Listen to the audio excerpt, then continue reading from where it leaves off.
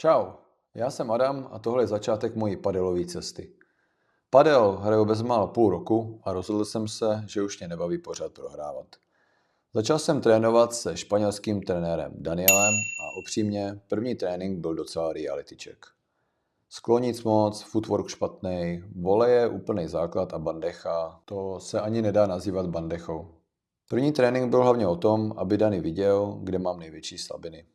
Začali jsme klasicky rozpínkáním a pak jsme šli rovnou na práci u skla. Tady jsem si rychle uvědomil jednu věc.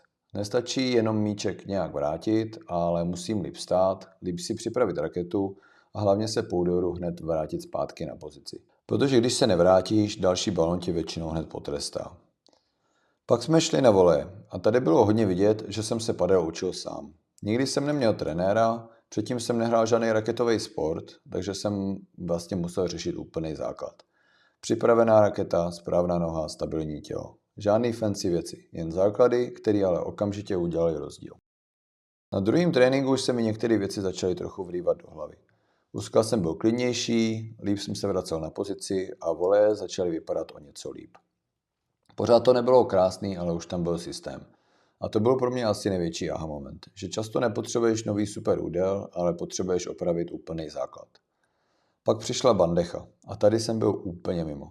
Nějak jsem ten balon vždycky zahrál, občas to i dopadlo dobře, ale ten pohyb jsem vůbec neměl v těle. Místo kontrolovaného obloukového úderu jsem to často tahal dolů, balonek mi vždycky hodně odskočil a výsledek byl takový nic moc. Takže nebyla to úplná katastrofa, ale rozhodně to nebyla bandecha, kterou chceš hrát v rychlejším zápase. Řešili jsme i smeče, protože mě z nich občas bolelo rameno.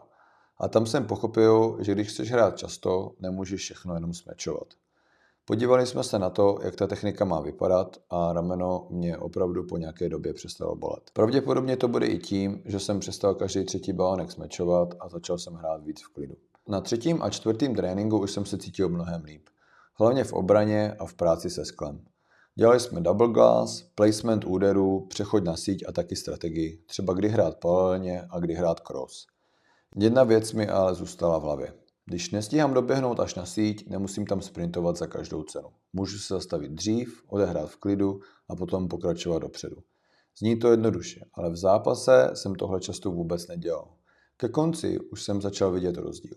Voleje byly klidnější, u skla jsem měl víc času a i když bandecha byla pořád boj, aspoň jsem konečně chápal, co se po mně chce. Největší progres nebyl v tom, že bych najednou hrál úplně jiný level, ale v tom, že jsem konečně začal vidět systém a hru sklidnil a zpomalil. Tohle byl můj první větší padelový trénink a pokud tě zajímá moje cesta a chceš vidět víc takových videí, dej odběr, protože tohle je teprve začátek.